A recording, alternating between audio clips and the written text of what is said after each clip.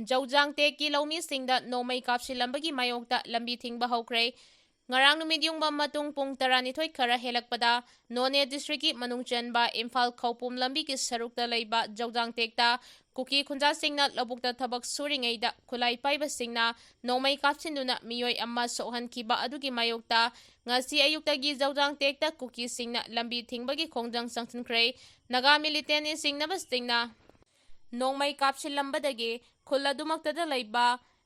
Noijang Haukip apokpa laikhidraba Khelthang Haukip khud amasong thabaki sarukta panduna sokibane thaudok adu Laimatak Area Sip Association KSO Laimatak Block KK Longpi Laimatak Block Laimatak Area Youth Sporting Association amasong Kuki Women Union Laimataki maikidege thaudok adubu akanba mawongda condemn tawraduna etek adu Singkaw talaiba NSCNIM gi kangbuna chathakibane mari lainaba authority singi maikidege masak khangdoktuna matik saba cherak pigadabani amasong khuladugi laumising amasong civilian sing asoi angam thohandanaba matik saba khongthang laukhatkadabani haiba demanda ngasi ayu anganbadagi Jaujangtek area da Lambi Thingbagi khongjang adu sangsinkhibani hairi Lambi Thingkiba china maram oiraga Imphal Khaupum lambi gi saruk singda yamlaba gari sing lambi da panduna leire hairi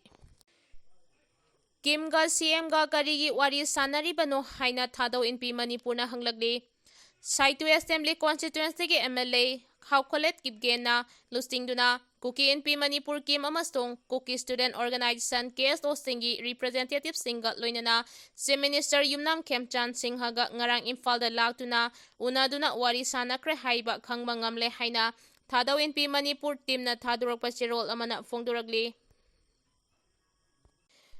MLA Houkhre Kipgena lusingduna Kim amasong KSO gi mihusing adu Kuki suspension of operations suda leiba group singe bihapta Kuki delegate sing asina Imphal laktuna Chief Minister unakiba asina achauba wahang kaya lagli haina Kimgi Joint Secretary Mangau thadau na khudek piduna thadurakpa chirol amana fongduragli chirol asina makha taraduna hai Manipur da separate administration gi campaign gi saruk ama oina violent oiba thaudok kaya chathaduna Imphal asibu Valley of Death haina Kuki singna mingthonba mafam asida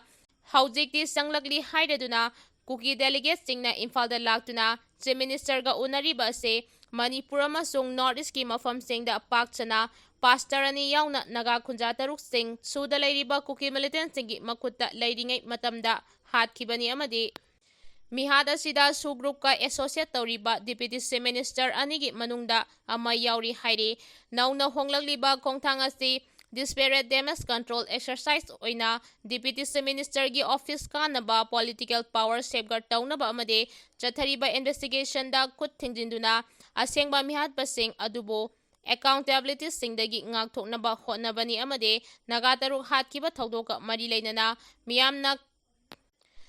Khangnariba chenaba sing su agreement ki marumda nathainaba hotnabani hairi Chirol asina makha taraduna thadau inpi Manipurna Manipurgi miyamda hanjin haiduna lakpa violence oriented Kuki group singe apamba amasong ideological reason singda conflict sing hena thokhanba ungkhanaba hengathanba community singda target tawba aduda thaudok sing thokpa loiraga makhoina lanjadaba saduna victim singni haiba thawong sing ase haudik fawa letna chathaduna lagli hairi Kuki supremacist singi thawin singna Kuki militant singi network ase disproportionate oina state ki resources sing government machinery sing amasong public fund singa mari leinari haiba haudikti open oina khangba hauragle maramasina chamna mari thambadagi Kuki militant singbu ikai khumnaba utpa hauragle hairi violent Kuki supremacist agenda asina maram oiraka haudikti Kuki sing yumlona duna leiminariba community singi maraktagi tongana taba hauragle hairaduna serola sin hai Kuki singna Valley da mitai singa aduga singdana naga singa ungkhanaba sing thokhanduna makhoigi campaign mai paknaba tanchinjaramba goodwill resources amasung support sing mangsilakpa maramna Kuki sing victimhood oina unabagi relative sing laisilaktraba maramna political exit ama thiba hauragle hairi Jennimsta laikanariba Naga victim nupi ahungi phibam MP Bimol na yengsinkhre Naga taruki mihata chenabasing fadriba se laingakso mihat asida yaure haigani haina MP Bimol na phongdurakre. Haukiba me tarahumdoida Kuki militant singna Lailon bai fai khuldagi fakraba matung numit nini chumna makhoigi custody da thamlaba matungda me taramanga da thadorakiba aduda yaukiba konsa khulgi victim ahum Chow Thau Haiba Yadabada Natana, Wakalaina Narakpadagi Jenimta Laga Narakiba Singi Pibam, Ngasi MPB Molna Haktangana Chatuna Yengdinkhre, Loinana Kongchat Aduga Mari Lainana, MPSina Haikibada, Nagataru Hat Pada Chenaba Sing Langak Asina Faduna, Miamda Kangandana Lady Base, Langak Asisu Mihat Asida Yaure, Mara Laire Haiba Tabane Haina Fondurakre. MPSC na mahaki khongchat aduga mari lainana hospital da laikanariba ahum adugi imung manunggi miyoising haktengnana unaduna wari sanake Bible da love never die haina yauri adubo Bible pairaga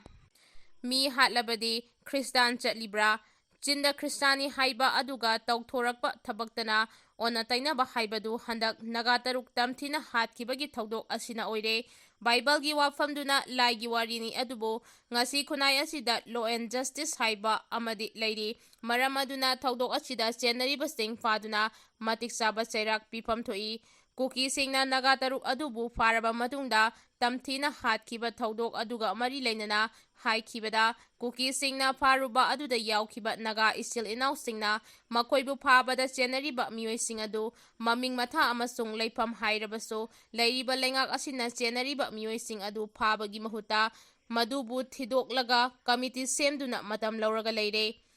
ngaihaki yana balaiथोक्तुना leiriba asina takpade lengaksu nagataruk adu hatpada yaurabra haibasine Faruraba Singh asigi statement laukrabaso karisu tauba ngamdana leiribasi karigino miyamna thaudok asigi matangda achumba wail fanghanaba khongjang handokpa taubigano thogliba thaudok asigi matangda Union Home Minister da se iba yauna Parliamenta chapchana puthoktuna miyamgi achumba wail fanghanaba honagane Kuki singna faruba naga sing adu makhoigi custody da leiringaida mamit punsilaga karigumba masak khangdaba sapijai haibaduna Makhoina charubado migi sadong oiribra haibagi nariba singa sigi wakalda paurakpaduna wakhalaina lakpa oigane lamdam asida thogliba sahi ahum helaklaba irang asida khangdana haujiksu miyoi kuntraga mari mafam khangdri laikhiraba sing adugi una mahut sillaga aroiba mathau mangam pangthokrabaso imung manung singnadi makoibu halakadawribra natraga tasengna sekraba haibagi ningjing mangjing tawduna leiribane masida su lengak asina imung manungda asumba wail fanghanaba thabak amatasu lokhatpa udre leibak asina ingtapa purangnaba asumba wail fanghanaba aikhoi punna leminaba mathau tai haiki